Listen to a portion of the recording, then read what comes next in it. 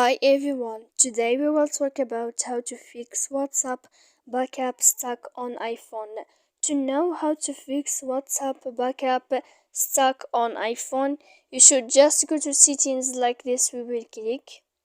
After that, in this page, you will go to apps, default apps, app settings. When you will see this list, you will go down to find the application of WhatsApp. We will click here. And when you will see this page, you will click for stop. When you will end this, you will enter to storage. After that, in this page, you will click clear cache, and then you will go to clear data.